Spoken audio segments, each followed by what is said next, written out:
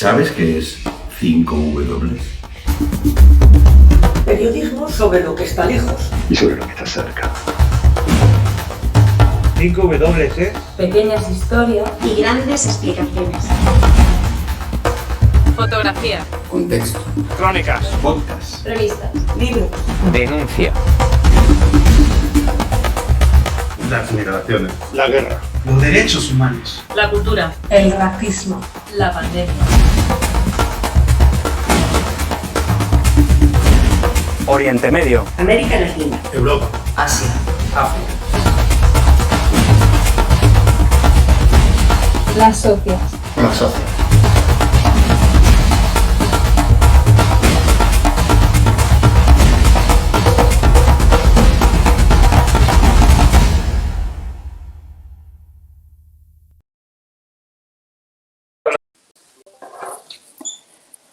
Hola, ¿qué tal? Buenas tardes. Muchas gracias a todos por la espera. Dejadme primero de todo que pida disculpas porque a nivel técnico pues hemos tenido un imprevisto que por suerte hemos podido solucionar y ya estamos aquí como cada miércoles a las 7 de la tarde en este canal de Twitch de Revista 5W para acercaros la nueva revista en papel de Revista 5W número 6 que dedicamos, como sabéis, a la salud. Y hoy hablaremos sobre un tema que está muy de actualidad, está en todos los informativos, todos los periódicos y llenando minutos de la radio, las vacunas, porque es una de las cuestiones que hemos tratado en este nuevo número de Revista 5W sobre salud. Dentro de esta revista podréis encontrar una entrevista con Tabani Mafosa. Él es director de programas de la Asociación Internacional Alianza para las Vacunas Gavi, que es uno de los organismos que está detrás de la iniciativa COVAX para hacer llegar las vacunas de la COVID-19 a todo el mundo, porque recordemos que esta pandemia no solo afecta a los países ricos, sino que es un problema de salud global. Enseguida os presento a la persona que nos acompaña hoy. Vosotros desde casa también podréis hacerle vuestras preguntas alrededor del tema de las vacunas, pero antes dejadme que os enseñe lo bonita que ha quedado esta nueva revista que, como sabéis, estrena diseño y maquetación.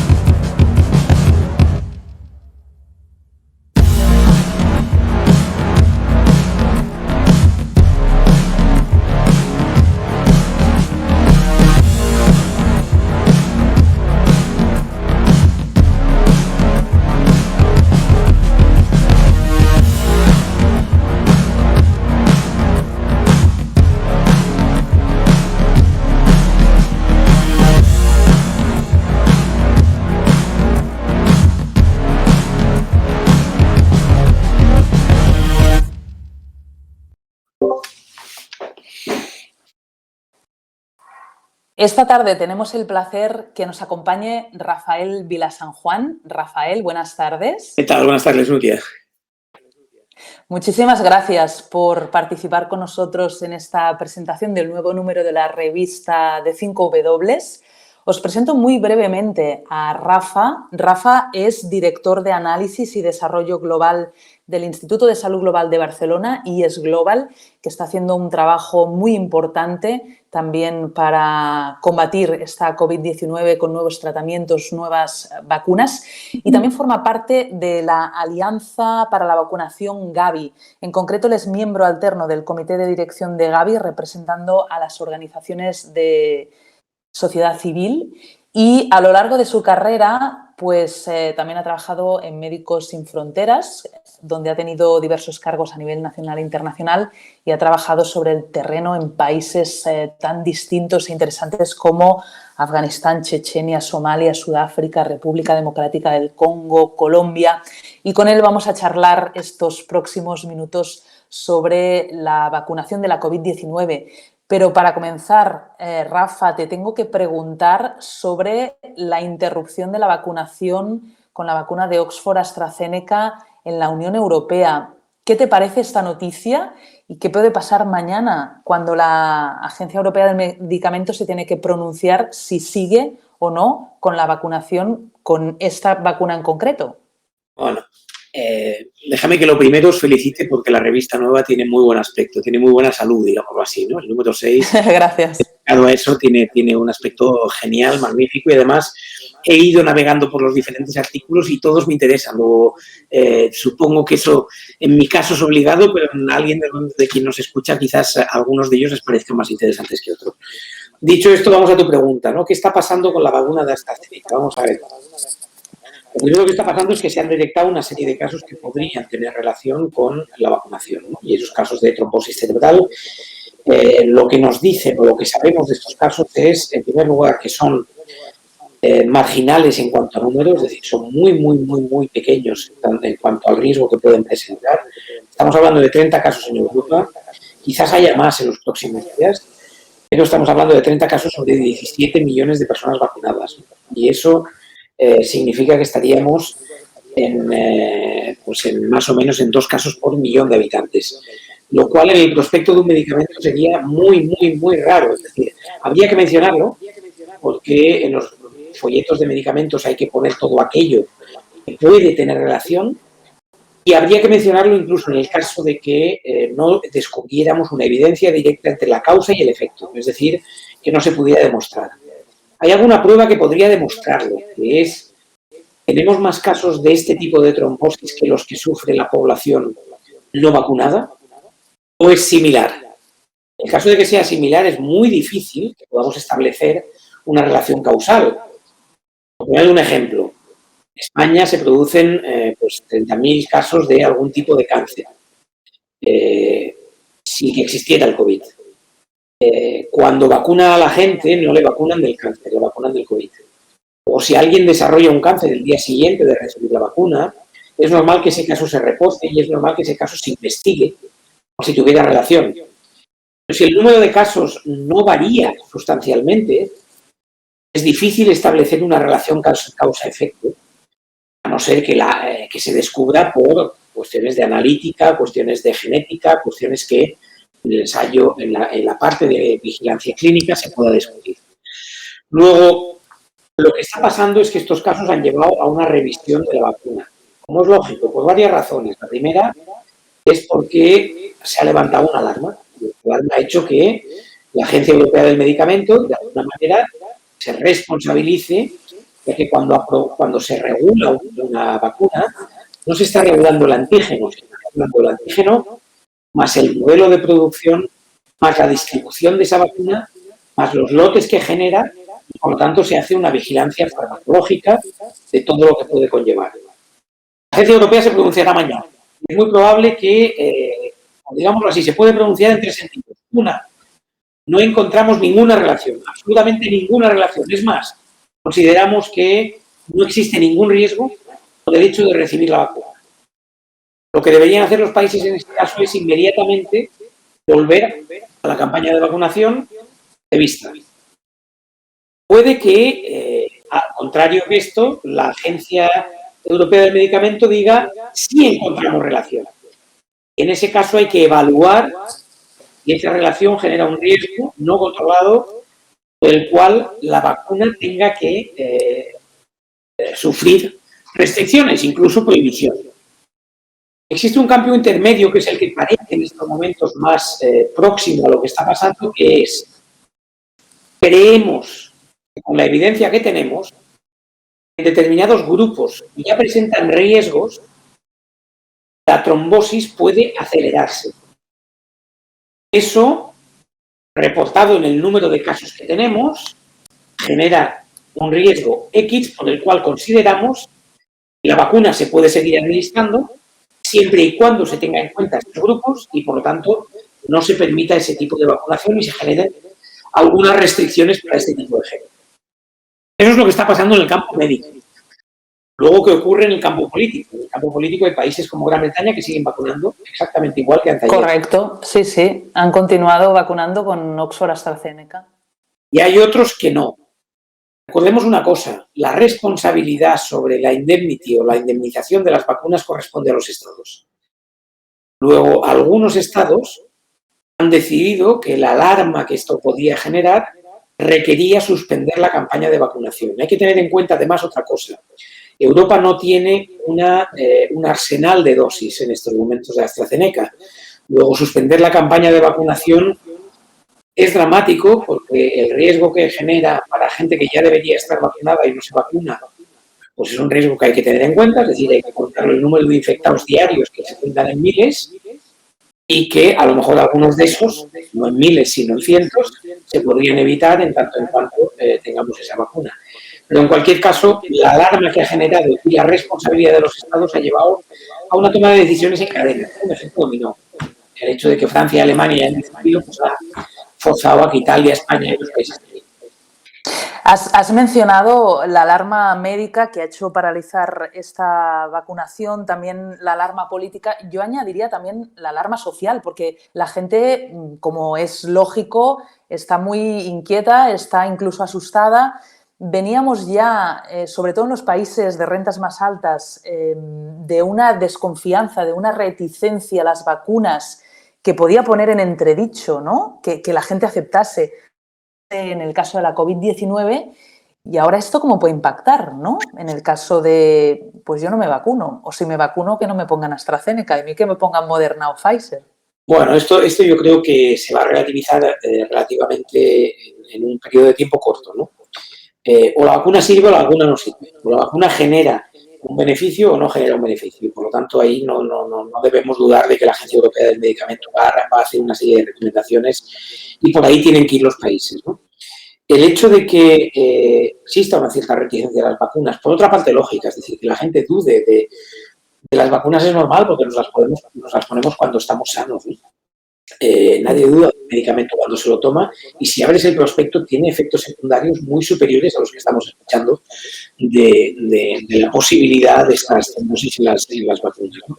Estamos hablando de 30 casos sobre 17 millones, puede que incluso lleguemos a 60 casos sobre 17 millones, es decir, dupliquemos esa cifra y sigue siendo una cifra que se maneja en lo que llamamos efectos extremadamente raros de secundarios. Cuando toda la campaña de vacunación empezaba en España había una reticencia, digámoslo así, del 40%, más o menos. Si me guío por estudios de... La realidad es que más del 95% de las personas en residencias se han querido vacunar. Y que en estos momentos prácticamente el 66% del personal sanitario está vacunado. Y si no está vacunado más, no es por falta de confianza, es por falta, en un caso, de vacunas. Luego, estamos en cifras de vacunación muy elevadas, muy elevadas. Ahora, un hecho de estas características generará ciertas reticencias, sí, claro que las generará, y tenemos que ser contundentes en la comunicación. Lo que no puede ser, teniendo el problema que tenemos, es que la gente vaya a escoger su vacuna, no la va a escoger. No la va a escoger, entre otras cosas, porque es suficientemente complicada, es una campaña de vacunación como para que eso se pueda hacer así. Puede ser que algunas vacunas sean más efectivas con un tipo de población y eso sí que se regulará. Puede ser que las vacunas tengan algunos efectos secundarios que no sean aconsejables para un tipo de población y eso se regulará. Pero mientras tengamos vacunas de amplio espectro general de funcionamiento y se tenga que controlar los posibles efectos secundarios en cuestiones raras que no se han visto en los ensayos clínicos, mientras se pueda controlar la vacuna funcionará y se tendrá en cuenta esas especificidades, pero no nos hagamos ilusiones, no vamos a poder ir al centro de salud a decir, no, mira, a mí me pone esto. Sí, el centro de salud no va a tener varias vacunas, de un tipo. De hecho, la eficacia de estas vacunas es espectacular, ¿no? Sobre todo si las comparamos con otras, como por ejemplo la gripe estacional, que muchas veces no llega al 50%, y aquí estamos hablando de eficacias superiores al 90%. Pero vamos a los objetivos, ¿no?, de la vacunación, que es un tema diferente a conseguir las vacunas que se han conseguido, por cierto, en un tiempo récord, en un año. Ya tenemos, pues, en suelo europeo 4 vacunas aprobadas, Pfizer, Moderna, Oxford, AstraZeneca, a ver qué pasa, y Janssen, y muchas más ya probándose en humanos, ¿no?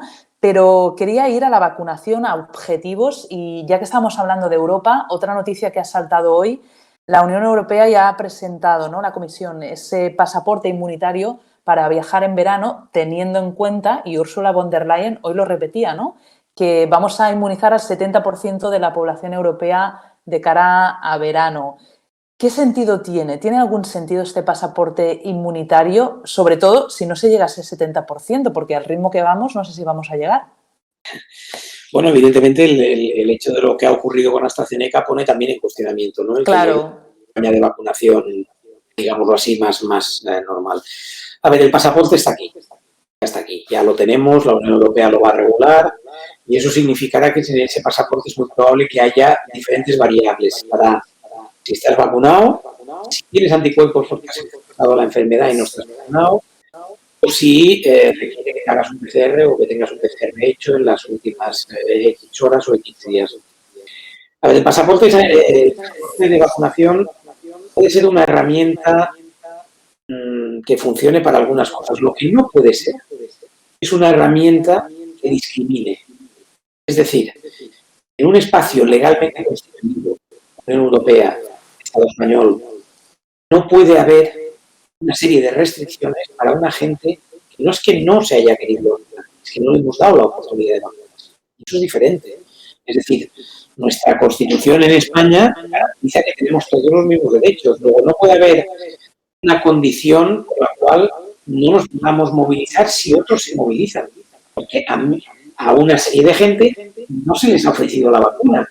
Luego, oiga, ¿cómo me hago el pasaporte? Eso sería, tenemos las cartas, las cartillas, ¿no?, de la fiebre amarilla para ir a un servicio de atención al viajero internacional y dices, oiga, me voy a África, me tienen que vacunar de fiebre amarilla, pagas tus 25 o 40 euros, te vacunan de fiebre amarilla y te dan una cartilla por la cual puedes entrar por si Costa Martín, por ejemplo, ¿no? Y si no puedes entrar, pues te vacunan en el aeropuerto. Entonces, el pasaporte va a salir. El pasaporte puede ser una ventaja para algunas cuestiones, pues por ejemplo, para saber pues, que generas menor capacidad de contagio, en fin, toda una serie de cuestiones. Pero no puede servir para discriminar. No hasta que no tengamos la vacuna a disposición de todo el mundo. En ese momento se puede establecer por responsabilidad colectiva que un pasaporte, una cartilla de vacunación serviría para decir, oiga, si usted no se vacuna, está en su libertad de no hacerlo. Pero yo estoy en mi libertad de no aceptarlo. ¿Por qué? Estas vacunas no funcionan al 100%. Funcionan al 70, al 80. Luego, el beneficio es primero comunitario. Yo me vacune, puede ser que a mí no me haga efecto, pero en cualquier caso es un efecto comunitario. Al 80% de los vacunados estamos generando menor infección. Luego, la decisión de no vacunarse es libre, pero la decisión de alguien de decir, venga, pero usted no entra en mi espacio también es libre. Ahí podría ser muy útil el pasaporte de vacunación. De hecho, eso pasa en las universidades americanas. Tú no vas sin las vacunas obligatorias y básicas. Y si no las tienes, no te la circulación.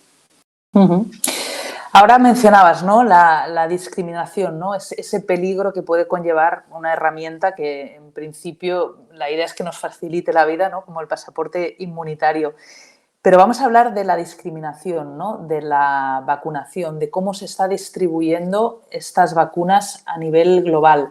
Porque aquí vemos países como Israel, que es el que está a la cabeza, que es el que más población ha vacunado, y luego otros más pobres, donde todavía no han puesto ni una dosis, ¿no? ¿Cómo ves el panorama internacional, ¿no?, de esta distribución de las vacunas de la COVID?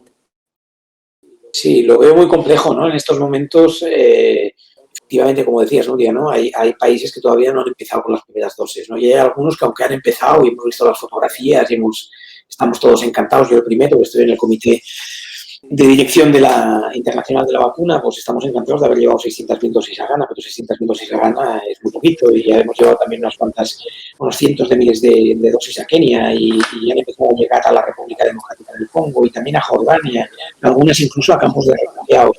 Estamos hablando de algunas, de muy pequeñas cantidades de dosis, ¿no? Y todavía nos queda un gran camino por recorrer.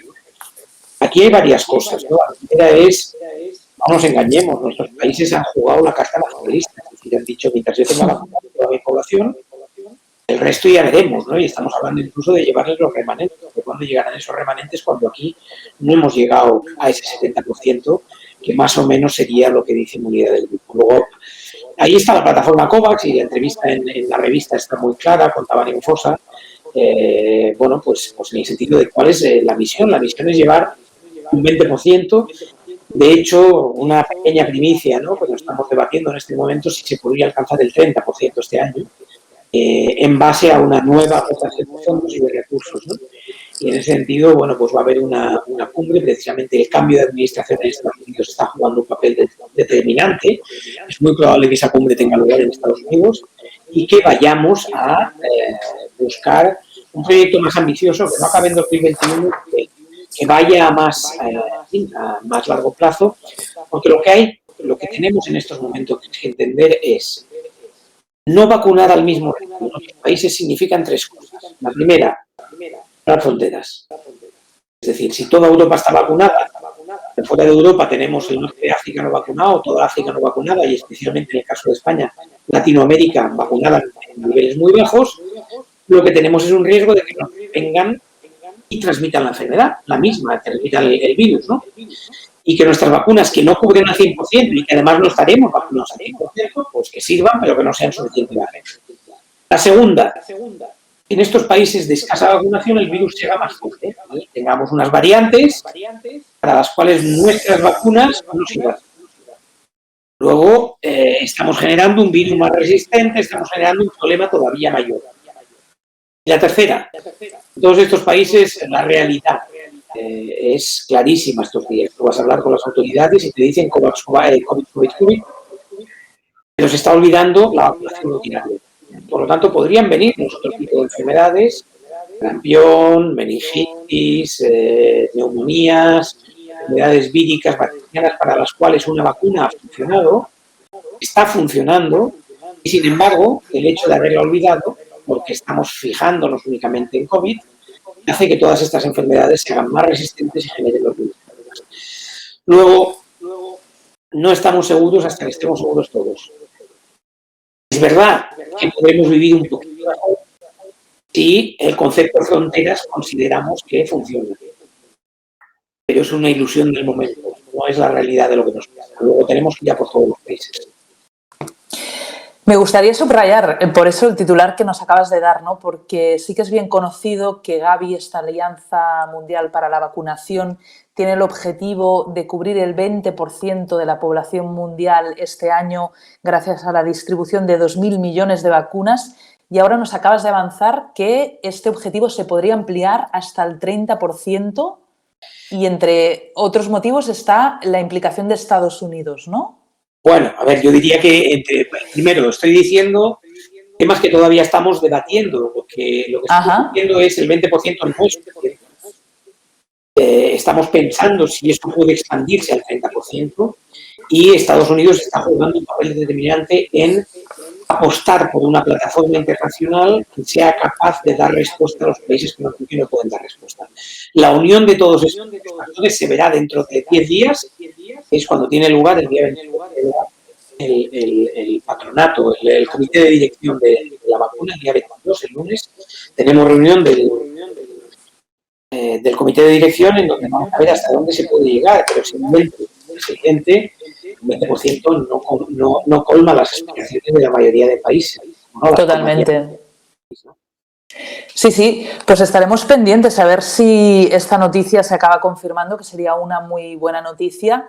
Entonces también doy por hecho que se está cumpliendo correctamente este objetivo que inicialmente os marcasteis en Gavi, ¿no? De distribuir las vacunas a nivel mundial. Antes decías, ¿no? Han llegado a Ghana, República Democrática del Congo, Kenia, Colombia también vimos. Sí, ha habido retrasos, lógicamente, está más retrasado de lo que deberíamos pensar. Pero voy a poner una comparativa, ¿no? Sí. Desde que se descubrió o desde que se desveló todo el secreto genético del virus hasta que tuvimos una vacuna pasaron 333 días. Es un récord histórico mundial. Jamás en la historia de la humanidad habíamos tenido en 333 días una vacuna, ¿no? La que menos había tardado, 6 años. Y esta no llegó a un año, ¿no? Han faltado unos cuantos días para llegar a un año. Desde que descubrimos o que se descubrió la primera línea de tratamiento del SIDA hasta que llegó la primera línea de tratamiento del SIDA África pasaron 10 años. Desde que llegó la primera vacuna y se puso en el brazo de una mujer en Coventry, en Gran Bretaña, hasta que se puso por primera vez en Ghana, en África, pasaron 70 días. Luego, de alguna manera podríamos decir, somos optimistas. Ahora, eso es en fin, un egoísmo tremendo. El ritmo de vacunación que tenemos aquí no se sigue en países de renta baja. Los problemas que tenemos aquí están multiplicados por 10 en todos los países de renta baja. En algunos países de renta baja todavía no tenemos ni siquiera la capacidad, el marco de acción suficiente como para decir llevamos vacunas y no se van a quedar en almacenes. Y por otra parte no tenemos suficientes vacunas como para llevar todas las que queremos a otros países. Y no solo, ojo, los países de renta baja. Un problema grande en países de renta media y de renta media baja como media. Y es el problema de que los países que dicen, bueno, yo me podría endeudar para que se endeudara. Pero la producción mundial está en manos de Occidente.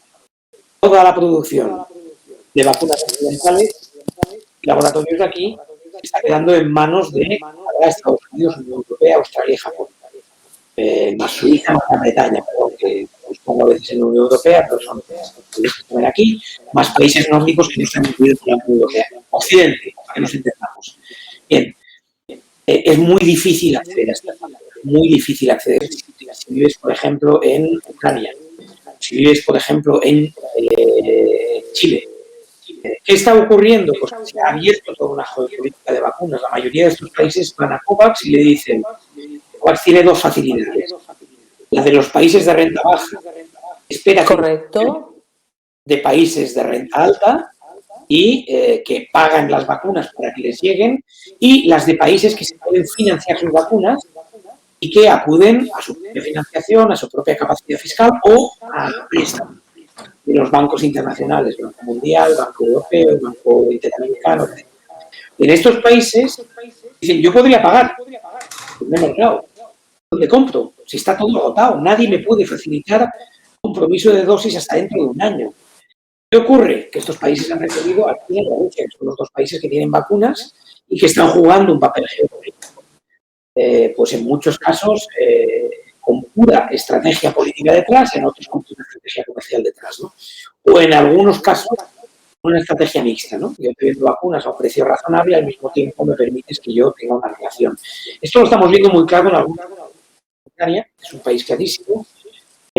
Por ejemplo, en Brasil, en estos momentos, ¿no? Brasil fue un país pues, que negó la entrada de las telefónicas chinas con el gobierno de Bolsonaro, y que sin embargo ha tenido que recurrir a las telefónicas chinas y inmediatamente abierto la puerta a las telefónicas chinas. Es decir, aquí se está jugando un nuevo tablero mundial.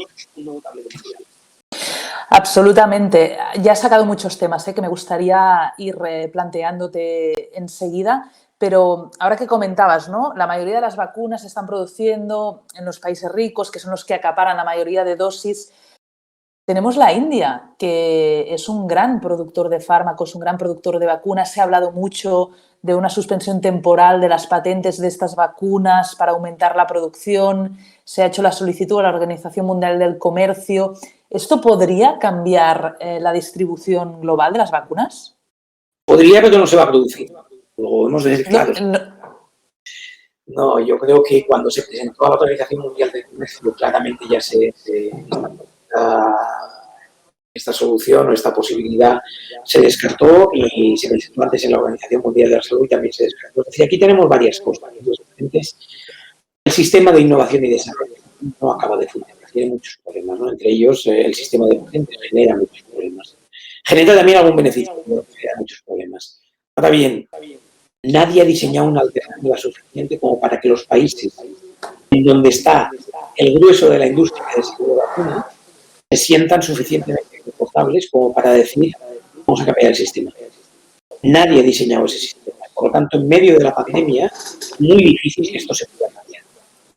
El sistema de patentes, en estos momentos, lo que podría generar son dos cuestiones. La primera, el precio. El sistema de patentes podría ejercer una presión tremenda sobre precios excesivos, abusivos y que los dejarán fuera del alcance de muchos países. Y la segunda, la producción.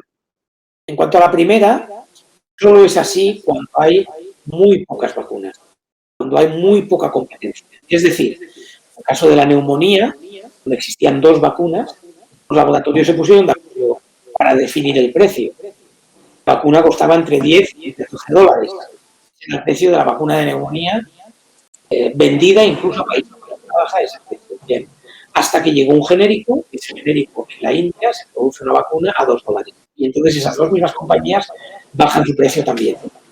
Luego, ahí tiene un efecto que no se va a producir en el caso de la vacuna del COVID, porque hay muchas. Y además hay algunas que del sistema, digamos, más tradicional de mercado. Las indias, las rusas, las chinas, Cuba está desarrollando una vacuna y la vacuna de AstraZeneca, por ejemplo, es una vacuna que ya bajó el precio enormemente, ya que desde que se produjo en Oxford ya se dijo que se vendería a poco más que el coste, ¿no? Y por lo tanto, todo eso genera una serie de equilibrios. ¿Dónde está el problema? En la producción. La patente lo que hace es que tú te quedes con el conocimiento y que cualquier cosa que copie ese conocimiento es considerado ilegal. Con una liberalización de la ciencia se podría extender más la producción. Ojo, la producción de una vacuna no es la producción de una cadena de engranajes. La producción de una vacuna es compleja y en algunos casos algunas de las tecnologías que se están utilizando todavía más complejas. Algunas farmacéuticas han liberalizado la patente para salir y la han franquiciado. Caso de AstraZeneca, que se ha ido al Serum Institute de la India y que está vendiendo prácticamente se están produciendo todas las vacunas de África desde el Serum Institute de la India o desde industria en Brasil y en Argentina, y otras farmacéuticas que han hecho vacunas, como son Pfizer o especialmente Moderna, pues han licenciado muchísimo menos. Es decir, están restringiendo la capacidad de producción porque quieren controlar la producción y el conocimiento de estas vacunas. Ahí tenemos un problema. Ahí, pues, lógicamente, habría que intentar intervenir, pero eso va a ser difícil que sea porque se prohíba la patente como un mecanismo de protección del conocimiento de estas farmacéuticas. Hay otros mecanismos por los que podríamos incidir en algunas semejantes. Hay otros mecanismos, comentabas. Por ejemplo, la no confidencialidad de los contratos. Ajá. Los contratos de compra de vacunas se están haciendo bajo cláusula de confidencialidad y todos ellos conllevan un intercambio de dinero público. Luego, no tiene sentido que la confidencialidad de esos contratos, desde luego, no tiene sentido en Europa. Esto es una imposición prácticamente del sistema del modelo de negociación americano. Europa debería revelarse. No hay confidencialidad. Nosotros fue cuando se filtraron esos contratos donde estaban tachados los precios. Y en esos contratos hay muchísima información que nos llevarían a mejorar el sistema de innovación y desarrollo, a mejorar el sistema de patentes, quizás no en el corto plazo, pero sí en el medio plazo, ¿no? Y ahí es donde realmente hay que empezar a evolucionar, ¿no? Es decir, es inaceptable que la Unión Europea pueda aceptar este tipo de cláusulas de confidencialidad. Hay más cosas, como por ejemplo toda la flexibilización de los organismos que existen en los mecanismos de propiedad intelectual en la Organización Mundial de Comercio para hacer factible que la producción se amplifique, especialmente para países de renta baja. Claro, ahora estábamos hablando, ¿no?, de una cuestión tan importante como la producción, porque cuando no teníamos vacuna decíamos, cuando llegue la vacuna, ¿no?, todo se acabará. Y había gente que decía, cuidado, porque no solo es tener la vacuna, es producirla. Y yo ahora añado una fase más, que tú ya la has citado anteriormente, que es la distribución. Y claro, estamos hablando de distribución de vacunas, como por ejemplo Pfizer o Moderna, que tienen que estar guardadas en supercongeladores a menos 80 grados centígrados o llegar a rincones remotos del planeta de países como, por ejemplo, Ghana, que creo que es un país que ha recibido vacunas, no sé si las de la COVID, pero otras seguro, con drones, ¿no? Porque es muy difícil llegar a esos sitios. O, por ejemplo, también para poner como caso, antes citabas campos de refugiados, ¿no? ¿Cómo se hace la distribución de una vacuna en sitios tan difíciles de llegar, que quizá no tienen electricidad para enchufar un congelador? No, vamos a ver, aquí hay varias cuestiones, ¿no? La primera es el modelo de la vacuna, ¿no? Y una vacuna que requiera una temperatura de menos 70 grados, como es la de Pfizer, o de menos 20 grados incluso, que es la de Moderna, son vacunas que no nos van a servir para una serie de poblaciones, es decir, no son accesibles, pero yo te diría incluso que son de difícil acceso incluso para poblaciones en España, es decir, tú no puedes ir a vacunar a la España vaciada con bandejas de Pfizer que una vez descongeladas te duran 5 horas y por lo tanto tienes que vacunar a 950 personas con unas bandejas de 950. Si solo tuviéramos esa vacuna, lo más probable es que tuviéramos que hacer campañas de vacunación en los pueblos, diciendo váyase todos a este pueblo durante la mañana de mañana, vamos a vacunar a 15 pueblos todos juntos, ¿no? Y con equipos móviles y tal. Imaginémonos eso en países donde hay zonas remotas a donde nos obliga y efectivamente, como decías tú, con drones. Pero es que hay que mantener la cadena de frío Claro. hasta el punto de entrega, ¿no? Por lo tanto, son vacunas muy complejas, que en muchos países solo van a llegar a nivel hospitalario, es decir, a nivel de los hospitales de las capitales y que en muchos casos incluso es muy probable que sean para minorías de la población. Es una vacuna, en cambio, son vacunas, en cambio, que son muy, muy asequibles para países pequeños, países de concentración de población y países con altos sistemas sanitarios de alto nivel. El caso clarísimo de Israel.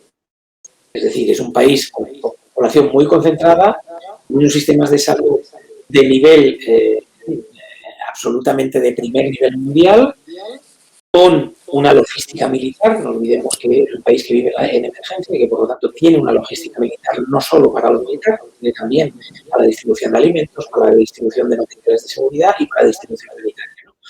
Luego, cuando nos ponen el caso de Israel, decimos Israel es un caso aparte, no pensemos en Israel, es otra cosa. Pero es verdad que países pequeños, países de concentración de población, pueden utilizar este tipo de vacunas y es relativamente más fácil vacunar. Para el resto, no. Por lo tanto, lo que tenemos que ver es, en cada uno de los casos, los de vacunas van mejor. Nosotros tenemos mucha esperanza en la vacuna de AstraZeneca, como tenemos muchísima más esperanza en la vacuna de Janssen. ¿Por qué? Porque es una dosis. Efectivamente. Es una dosis. Y una dosis la gente dice, claro, solo me vacuno una vez y ven este ángulo. Tú solo te vacunas una vez, pero el sistema de salud solo vacuna a la mitad de la población. Porque en una población de 40 millones, con las otras pones 80 millones de vacunas y con esta solo pones 40 millones de vacunas. Luego tiene consecuencias en el coste, tiene consecuencias en la distribución, tiene consecuencias en el seguimiento farmacológico, tiene consecuencias en la convocatoria de la gente, de llamarle a vacunarse. Tiene multitud de consecuencias que, evidentemente, agilizan una campaña de vacunación. Y eso es lo que, de alguna manera, estas son las vacunas que esperamos que puedan funcionar también a nivel de países de renta baja y renta media. Entre las que se están distribuyendo, hay una china, la vacuna de CanSino, que también es de una dosis. Y el resto, hasta ahora, todas las que tenemos son de dos. Pero esperamos que en la segunda generación de vacunas lleguen vacunas realmente mucho más fáciles de administrar, ¿no? Y eso nos permitirá mejorar muchísimo. Pero claro, ya estamos hablando de lo que vendrá después de verano. Hasta ahora, lo que sabemos que viene para verano es relativamente un poco más de lo que tenemos, ¿eh? Janssen, Novavax, Claro. es otra cosa, y quizás CureVac, pero CureVac es más parecida a la versión Pfizer moderna que a lo que son vacunas, digamos, más fáciles de manejo. Porque algunas predicciones lo que estiman es que no habrá suficientes dosis, y aquí es muy importante, ¿no?, que se aprueben otras vacunas, como estabas comentando, para cubrir a la población mundial. ¿Los cálculos son 2023-2024? Claro, somos 7.500 millones de habitantes mundiales, ¿no? A ver, una parte importante de esos habitantes no son accesibles. A lo mejor estamos hablando de 1.000 millones que no son accesibles, ¿no? O bien porque están en zonas tan remotas que no se llega a un sistema de salud, bien porque están completamente aislados por cuestiones, digamos así, de falta de acceso de sistemas de salud. Bueno, pongamos que 7.000 millones de personas, tengamos que llegar pues a 5.000 millones para tener una cierta inmunidad de grupo planetaria, ¿no?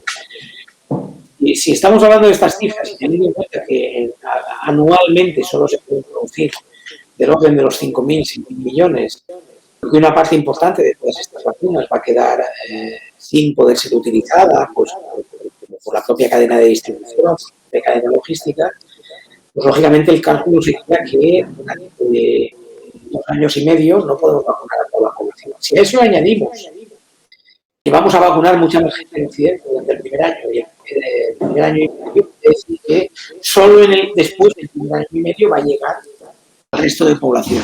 Por lo tanto, tenemos un añadido. Y si a eso le añadimos una tercera cuestión, que es, puede haber variantes en este punto que hagan que tengamos que vacunarnos anualmente, el problema ya se convierte en crónico. Ahí es donde tendremos una población con vacunas y una población sin vacunas. Ya veremos cuándo. Todavía hay muchos interrogantes, pero sí que es cierto que lo que estamos viendo es ese nacionalismo de la vacuna que apuntabas al principio, ese proteccionismo de los estados de vacuno primero a mi población, y las cifras son alucinantes, ¿no? Cuando te das cuenta que los países ricos acaparan más de la mitad de las dosis disponibles, cuando en estos países solamente vive el 14% de la población. Y me gustaría plantearte un poco esta contradicción, porque estos países ricos que están acaparando la mayoría de estas dosis también son los que forman parte de la iniciativa COVAX para distribuir dosis a nivel internacional a todos los países. Entonces, ¿esto cómo lo explicas? Bueno, a ver, la iniciativa COVAX sería imposible que funcionara si no existiera la aportación de fondos de los países ricos. Sería absolutamente imposible. La cuestión no es tanto esa como el hecho de que ¿a qué velocidad? ¿Con qué capacidad de compra? Es decir, estos países están en los mecanismos COVAX y saben que no hay capacidad de compra más allá de ese 20%. Luego necesitamos acuerdos nuevos que nos lleven a pensar, bueno, vosotros seguís comprando, pero tenéis que dejar un margen para que llevemos a estos países, porque al final lo que queremos es que haya un balance, un equilibrio, ¿no? Los países ricos ahora mismo están sometidos a una presión, a la misma presión que los países de renta baja, no solo de países ricos y países pobres. La misma presión, bueno, es que como aquí hay recursos, como aquí hay acceso, pues lo que se quiere garantizar los responsables es decir, oiga, yo a mi población la pongo por delante y vamos con eso, ¿no? COVAX necesitaba dos cosas. La primera, garantizar que las vacunas llegaran a renta media baja. La segunda, garantizar que se podía comprar en términos de mercado, es decir, en términos de lo que se ha fijado como precios de compra, y por lo tanto lo que se necesita es volumen para comprar. Si tú vas a comprar como Andorra, nadie te va a vender, pero si tú vas a comprar representando a 2.000 millones de personas, pues entonces tienes una voz, tienes una capacidad de negociación y tienes capacidad de ir a comprar. Para eso se necesitaba, por un lado, que estuvieran los países a los que los países ricos están poniendo recursos, sino que estuvieran todos aquellos otros países que quisieran comprar a través de COVAX y que se financiaran ellos. Luego, COVAX es una plataforma compleja, es una iniciativa, digámoslo así, imperfecta, pero hoy por hoy la única que puede poner, de alguna manera, en fin, a funcionar a todos los países. Es una nueva iniciativa multilateral que no depende únicamente de estados, que tiene iniciativa público-privada, donde hay expertos, donde están Banco Mundial, UNICEF, la Organización Mundial de la Salud, además de los estados, donde está la Fundación Bill y Melinda Gates, donde estamos los representantes de la sociedad civil, donde está la industria farmacéutica, donde están los productores de los países del sur y donde están los países que reciben estas vacunas, ¿no? Al final, entre 28 sillas que se reparten de esta manera y que acaban poniendo la presión para construir una plataforma que traiga vacunas. Claro que tienen que estar los países de renta alta, no solo para poner dinero, sino para resolver problemas. Y que su nacionalismo puede poner en peligro la solución a la pandemia. Y por lo tanto, allí es donde realmente se tiene que debatir y discutir.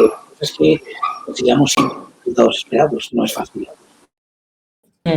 Seguro que no es fácil. Y además, en este escenario que estabas describiendo, ¿no?, están también los países con ingresos medios, de renta media, que están un poco en tierra de nadie, ¿no? Y hemos visto que como para conseguir dosis han utilizado, pues, por ejemplo, su participación en ensayos clínicos, estoy pensando en Perú, o haber participado en acuerdos de fabricación como India, Brasil. Es decir, cada uno, ¿no?, encuentra sus mecanismos para conseguir dosis para su población. Sí, el caso de India es un caso aparte porque India es el primer productor mundial de vacunas COVID. Es decir, prácticamente la mitad de las vacunas que salgan para COVID, como la mitad de las vacunas que salen para todo el tema de otras enfermedades, vienen de la India, ¿no? No solo es el mejor productor mundial, sino que es el mayor productor mundial, o quizás una y la otra están relacionadas, ¿no? Todo lo que salga, por ejemplo, del Serum Institute de la India son vacunas de una enorme calidad, llevan años produciendo y producen mejor que nadie, ¿no? No hay que desconfiar de todo eso. Y sin embargo, el país tiene varios problemas. El primero es que no va a tener vacunas para toda su población, porque son 1.000 millones de habitantes, y por otra parte que no las vacunas están licenciadas para su población. y por lo tanto va a tener una serie de inconvenientes. Por otra parte, es uno de los países con uno de los gobiernos más nacionalistas y por lo tanto va a intentar establecer leyes por las cuales hará difícil que la producción salga, digámoslo así, sin dejar rastro en la población india. Pero al mismo tiempo, la población india tampoco es de las más favorables en los aspectos de vacunación, ¿no? Es una olla en la que hay muchísimos elementos, ¿no? Todos los países están buscando la vida y especialmente estos de renta media están buscando la vida porque hay una decisión que los nuestros, es decir, un gobernante en Perú, como decías tú antes, un gobernante en Ecuador o un gobernante en Zambia tiene la misma presión que nosotros. Y por lo tanto un gobierno que no consigue vacunas para su gente es un gobierno fracasado. Y tienen también esa necesidad de dar respuesta, ¿no? Y lo que saben es, como máximo voy a conseguir el 20% a través de una plataforma a la que me ha apuntado y que me compra, a la que yo pago un precio diferencial, un precio diferente, porque me va a negociar mucho más barato que si yo fuera al mercado y voy a conseguir el 20% de información, pero yo con eso no me puedo quedar parado. ¿Y entonces qué hacen? Mercados occidentales prácticamente colapsados, capacidad de negociación individual con las grandes farmacéuticas prácticamente colapsada. Pensemos que una farmacéutica como Pfizer, como Moderna, como Janssen incluso, ¿no? Están vendiendo en miles de millones sus dosis. No las están vendiendo para un país como Ecuador, no las están vendiendo para un país como Perú. Y lo que están viendo es que una vía de salida son esas vacunas que se están produciendo en China, en Rusia y en menor medida en India, y que por lo tanto tienen un acceso directo gobierno a gobierno. Y por lo tanto se están estableciendo condiciones bilaterales.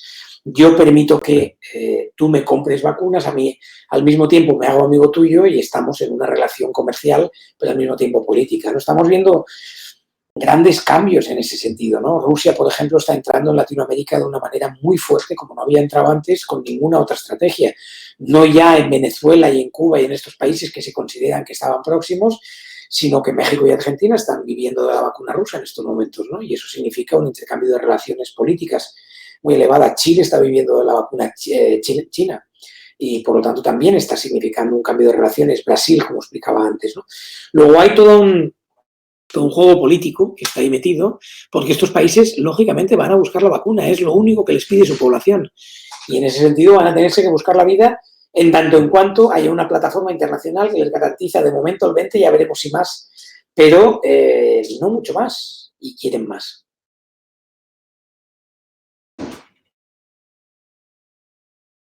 No te oigo. ¿Ahora me escuchas? Sí, ahora sí. ¿Ahora me escuchas? Decía, no, la geopolítica de las vacunas, la diplomacia de las vacunas es un tema interesantísimo. De hecho, la vacunación es un tema muy interesante, que está muy de actualidad, que estaremos muchos meses hablando sobre ella y es uno de los temas que hemos querido tratar en esta nueva revista de 5W. Antes de terminar, me gustaría plantearte alguna de las preguntas que nos han hecho a través del canal de Twitch la gente que nos está siguiendo. De hecho, ya lo apuntabas, como consecuencia de no cubrir la población mundial con esa vacunación, ¿no?, de la COVID-19. Pero nos preguntan, considerando lo difícil de la distribución y el ritmo al que se está vacunando a nivel mundial, ¿cómo afectará la posible aparición de nuevas cepas al control de la pandemia? Sinceramente no lo sabemos, depende de las nuevas cepas. No, quiero decir, a ver, podemos especular y lógicamente la ciencia está especulando o por lo menos está planteando las preguntas científicas. Las cepas pueden ser nuevas cepas. Cuando hablamos de cepas, normalmente estamos hablando de una variación sustancial. Y cuando hablamos de variante, hablamos de pequeñas modificaciones, pequeños cambios genéticos con respecto a las variaciones o a las cepas que ya conocemos. Hoy por hoy se está trabajando en la idea de las variantes que tenemos en estos momentos y parece que las vacunas funcionan sustancialmente bien, como decías, ¿no? Y por lo tanto con mucha mayor efectividad que las vacunas de la gripe. Si vienen cepas muy nuevas, cepas muy cambiantes, muy diferentes a las que tenemos, habrá que hacer nuevas vacunas y eso conlleva nuevas campañas de vacunación. Las vacunas más nuevas, las tecnológicamente más avanzadas, son las que utilizan material genético, las mRNA, que son Pfizer y Moderna y CureVac, o las de adenovirus, que usan material genético, que son utilizar un virus como transporte y un material genético que es lo que lleva ese virus que está inactivado.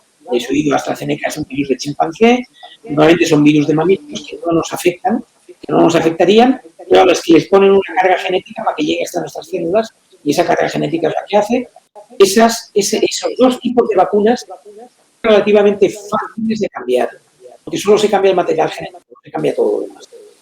Las vacunas, digámoslo así, más tradicionales, que manipulan virus directo, para inactivarlo, deberían esperar a que las nuevas cepas estén reconocidas genéticamente, puedan tener virus ya para trabajarlos en cultivos y, por lo tanto, desarrollar vacunas. Fijaros, las vacunas que han llegado antes son estas, las que están llegando después son las otras.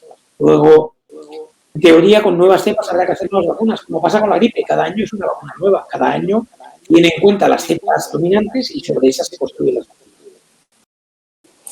Veremos qué sucede en los próximos meses. Siempre tenemos muchas preguntas, pero hay veces que las respuestas pues habrá que esperar para saber qué es lo que sucede. Rafael Vilasanjuan, muchísimas gracias. Un placer tenerte hoy aquí en estas charlas de revista 5W. Como miembro alterno del Comité de Dirección de Gavi, representando a las organizaciones de la sociedad civil, que, como decíamos, tiene su objetivo de cubrir al 20% de la población mundial a lo largo de este año. Ojalá llegue al 30%, ¿no? Lo sabremos en breve. Pero, bueno, aquí ya nos has dado un pequeño avance. A ver si se cumple en los próximos días. Y también director de Análisis y Desarrollo Global del Instituto de Salud Global IDES Global, donde estáis haciendo un trabajo a nivel científico y divulgativo, déjamelo decir, espectacular para informar a la población sobre las vacunas de la COVID-19. Muchísimas gracias. Gracias a vosotros y un placer, y a todos los que nos han escuchado y han estado atentos a este diálogo. Gracias, Nuria. Muchas gracias. Simplemente recordaros que la semana que viene, miércoles a las 7, tendrá lugar un nuevo debate para presentaros esta revista en papel de 5W, en este caso con Agus Morales, el director de la revista 5W, Xavier Aldecoa, socio fundador, como sabéis, corresponsal en África, para hablar sobre el impacto de la COVID en las migraciones y cómo los movimientos de población se han visto también afectados por este virus. Muchísimas gracias por seguirnos. Hasta la próxima.